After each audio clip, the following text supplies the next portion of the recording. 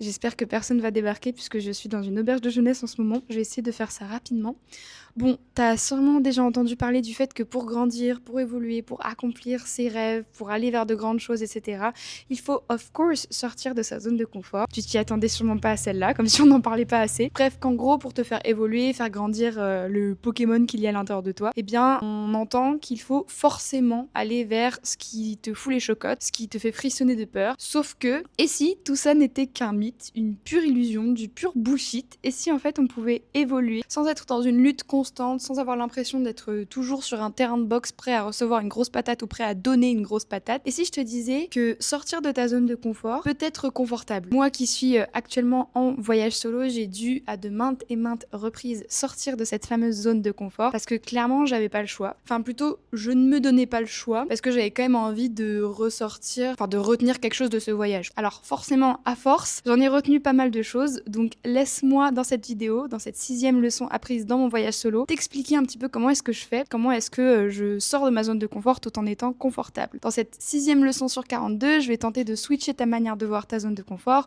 en te montrant que tu peux très bien sortir de ta zone de confort sans forcément que ça soit ultra compliqué, ultra dur et sans forcément t'oppresser. Mais d'abord, si t'es nouveau, moi c'est Clem, je te partage sur cette chaîne toutes mes réflexions pour tenter de m'améliorer chaque jour grâce à mes leçons de voyage solo, mais aussi grâce à l'outil que j'ai créé, MyBubule, qui me permet de décomposer et d'atteindre mes objectifs sur du long terme, mais aussi d'implémenter de nouvelles habitudes, de nouvelles croyances sur moi-même, etc. J'ai d'ailleurs aussi un petit groupe d'entraide où on se motive entre nous à remplir les pages du Bubule et à faire aussi des challenges, des exercices de développement personnel tous les mois. Donc si ça t'intéresse, n'hésite pas à regarder en bio. Bref, reprenons et attaquons ce gros sujet, ce gros morceau, puisque on en a des choses à dire là-dessus. Alors c'est parti, tout d'abord parlons d'une chose importante, d'une chose qu'on oublie trop souvent d'ailleurs, mais en fait ta zone de confort, la zone de confort autour de toi que tu t'es créée, ce petit nid douillet dans lequel tu poses tes petites fesses actuellement, ben elle a été créée et designée seulement par toi. Oui, tu es bel et bien l'architecte, la personne qui a créé les fondations de ce grand ou de ce petit mur qui se balade avec toi tous les jours, autour de toi, en permanence. Bon, c'est plus complexe que ça, mais il faut savoir que du coup, depuis notre naissance, on vit beaucoup de choses, beaucoup de scénarios, beaucoup de situations, etc. Et donc, on finit par accumuler des expériences que l'on catégorise et que l'on classe dans notre cerveau comme dangereuses ou pas, comme traumatisantes ou pas, comme étant une leçon pour évoluer ou pas. Et tout ça, ça se fait sans que l'on en soit vraiment conscient, ça se fait en fonction de nous et seulement de nous, de nos ressentis à nous. Et en fait, c'est fou, mais chacun réagit différemment aux événements et aux situations. Et même lorsqu'il s'agit exactement des mêmes événements et des mêmes situations, deux personnes le vivent différemment. Par exemple, pour illustrer mes propos, prenons deux personnes face à une même situation. Donc Louise et moi face au gros rouleau qu'on se prenait à la plage quand on était petite. Pour préciser, Louise, c'est une amie d'enfance avec qui je passais beaucoup d'été à la plage à Biarritz. Et il faut sachez que les plages à Biarritz n'ont pas les vagues les plus,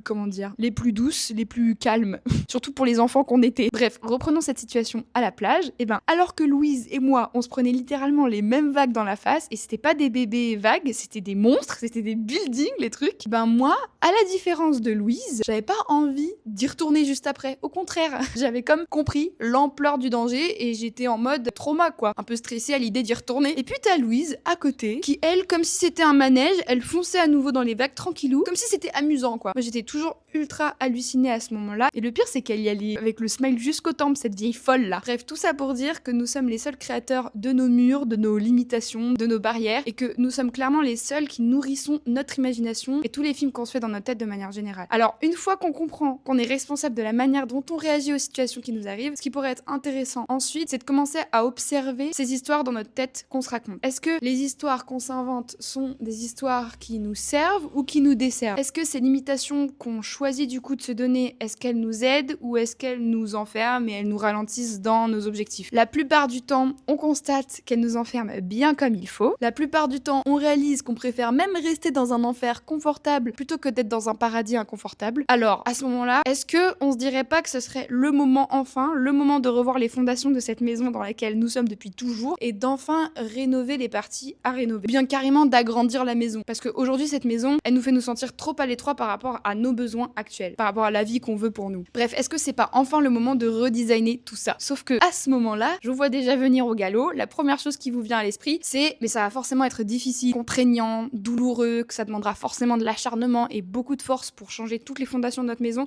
qui sont là depuis des années, depuis toujours. Parce qu'on le sait, tout le monde associe le fait de sortir de sa zone de confort à quelque chose de dur, de challengeant, qui demande d'énormes efforts et qui demande à ce qu'on se pousse à bout. Mais et si tout ça, finalement, n'était qu'une illusion ou une sorte de croyance limitante que l'on alimente et qui clairement nous empêche d'avancer et de progresser? Et si nous étions les responsables de cette résistance, de cette difficulté, de cette friction que l'on met entre nous et l'action qu'on souhaite faire? Qui a dit que ça devait être difficile? Qui? Si franchement vous avez quelqu'un en tête, ramenez-le moi tout de suite, qu'on discute lui et moi parce qu'on a des choses à se dire. On va se faire un petit brunch, on va blablater. Et attention, ça va border parce que moi je suis pas vraiment d'accord avec lui. Bref, et si on changeait tout simplement de perspective? Pourquoi est-ce qu'on se dit qu'il y a qu'une seule vérité? Pourquoi est-ce qu'on ne peut pas se dire qu'il y a plusieurs vérités? Et que c'est seulement à nous de décider celle que l'on veut croire et celle que nous voulons laisser derrière nous? Parce que comme toute croyance limitante, bien évidemment et heureusement, elles peuvent se déconstruire. Alors maintenant que l'on sait ça, clairement les cartes sont entre nos mains. Bien sûr, je dis pas sortir de sa zone de confort, ça peut nous faire ressentir de la peur, du stress, des réactions physiques, de l'auto-sabotage, de la procrastination, etc. Mais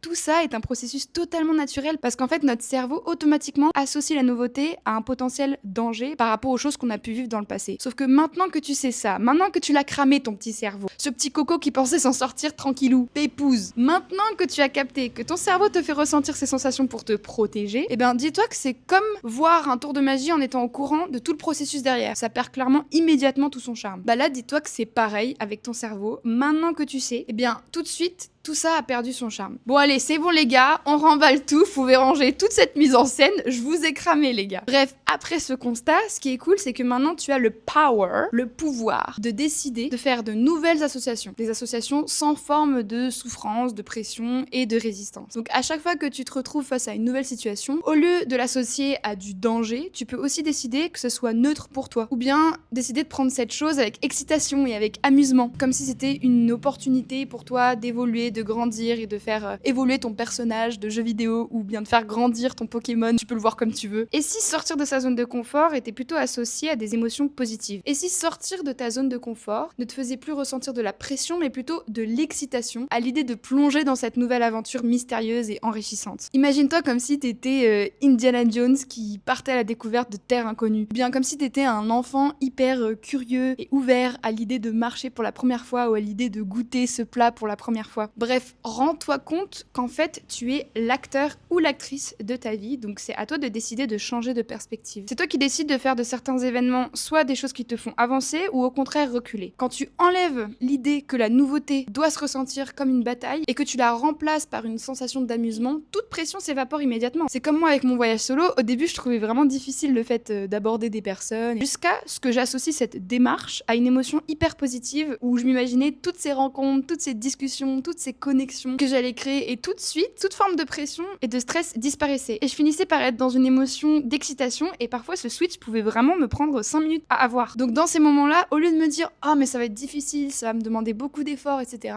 je tentais de transformer ces pensées en « Ok, c'est juste nouveau pour moi et j'ai qu'une hâte, c'est de voir tout ce que ça va m'apporter. » D'ailleurs, ce qui est fou, c'est que plus tu te dis que tu es heureux à l'idée de sortir de ta zone de confort et de faire cette chose qui te fait peur, plus du coup ça se voit sur ton visage que t'es heureux et plus on voit que t'es heureux, plus tu attires à toi des situations positives et plus tu attires à toi des situations positives, plus ton cerveau t'envoie cette sensation de récompense, plus tu formes ton cerveau à penser qu'en fait tout ça c'est à ta portée. Donc tu agrandis ta zone de confort, tu deviens alors plus confiant et tout ça se transforme en bons cercles vertueux comme on les aime. Mais bon, malheureusement, changer tes anciennes associations, en mettre des nouvelles plus positives, parfois ça ne suffit pas pour sauter et sortir de cette zone de confort. Donc voyons ensemble des petites choses que tu pourrais faire pour enlever le plus de friction possible entre toi et l'action que tu redoutes. Donc premièrement, commence petit pour te familiariser avec le fait de commencer. Parce que même le fait de commencer peut être nouveau pour toi, alors commence petit. Moi, pour aborder des gens dans mon voyage solo, je commençais tout simplement par sourire, puis après j'ai été à l'aise à leur parler, etc. Mais au tout début, pour moi, un simple sourire, c'était déjà beaucoup. Tout ça pour dire que t'es pas obligé de faire un énorme pas, il faut que ça se passe bien entre toi et ton système nerveux quand même, t'es pas là pour te mettre dans une situation où tu risques de faire une crise cardiaque ou de tomber dans les pommes, c'est pas le but, on est d'accord. Donc fais en sorte que ce soit soit challengeant, mais toujours quand même à ta portée pour pas que tu te sentes totalement découragé ou que tu t'auto-sabotes si t'as pas réussi du premier coup à faire cette tâche-là. Encore une fois, pense à cet enfant qui apprend à marcher. Au début, il se met à quatre pattes, puis ensuite, il met un petit pied après l'autre, mais il tombe plein de fois. Donc dis-toi que t'es un enfant qui teste. Autre chose pour rendre une situation inconfortable plus confortable, tu pourrais tenter d'amener dans cette situation qui te fait peur quelque chose que tu aimes déjà, quelque chose qui est déjà familier pour toi. Par exemple, moi, j'aime manger. Donc plusieurs fois, je me suis retrouvée dans des restos à parler à mes voisins de table juste parce que j'étais déjà en train de faire un truc que j'aime, manger. Donc faire cette association rendrait la tâche presque plus facile et plaisante pour toi à faire. Essaye de voir dans ta vie de tous les jours si tu peux amener un petit peu plus de fun dans les tâches qui te font peur. Ensuite, un autre petit tips pour enlever le plus de friction possible entre toi et cette tâche qui te fait peur, peut-être que tu pourrais tenter de faire des visualisations où tu te projettes dans cette scène que tu redoutes. Joe Dispenza en parle beaucoup, mais il faut savoir que ton cerveau ne peut pas faire la différence entre une situation que tu vis vraiment dans la vraie vie et une visualisation très réaliste qui amène ton corps à penser que tu vis vraiment cette visualisation comme si tu y étais. Donc quand tu te visualises en train de faire une tâche avec beaucoup de joie et d'excitation, et bien sans le savoir, tu conditionnes ton cerveau et ton esprit à anticiper cette scène positive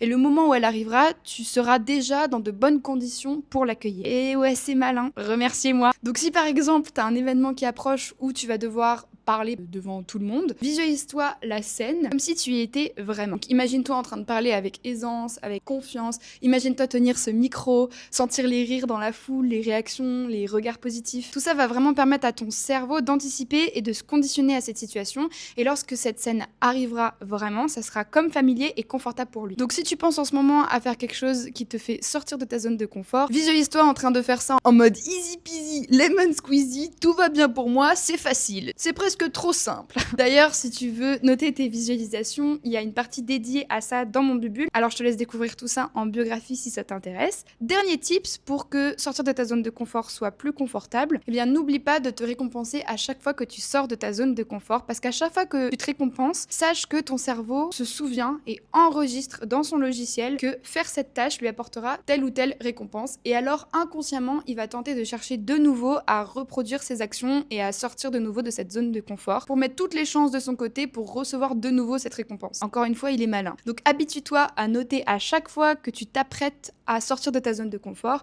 quelle pourrait être la récompense que tu pourrais te donner si tu arrives à faire cette tâche. Dans le bubule, il y a une partie récompense à côté de chaque objectif, et perso, je trouve que c'est un bon moyen de se rappeler, de se célébrer, sinon clairement, moi perso, j'oublie. Donc essayons un max de regarder régulièrement tout ce qu'on a accompli, tout ce qui a été, et de se récompenser comme il se doit, parce qu'en vrai, on le mérite bien. Et du coup, tout ça fera en sorte que ton cerveau associe le fait de sortir de sa zone de confort comme quelque chose de plaisant à faire. Donc je t'invite à essayer ce dernier tips. Et puis je crois que j'ai fait le tour. J'ai fait vite parce qu'à tout moment, il y a quelqu'un qui rentre dans la pièce. Pour conclure, rends-toi compte que tu es le designer, l'architecte de ta zone de confort. Ensuite, observe les histoires que tu décides de te raconter. Et si tu te rends compte qu'elles te desservent, tente de changer l'émotion associée à cette nouveauté. Et si ce n'est pas suffisant, commence toujours petit, associe une situation inconfortable à quelque chose que tu aimes, fais des visualisations et n'oublie pas de te récompenser. Voilà, je crois qu'on est tout bon. J'espère vraiment que cette vidéo t'a plu, t'a apporté pas mal de tips. N'hésite pas à me dire tous tes retours en commentaire.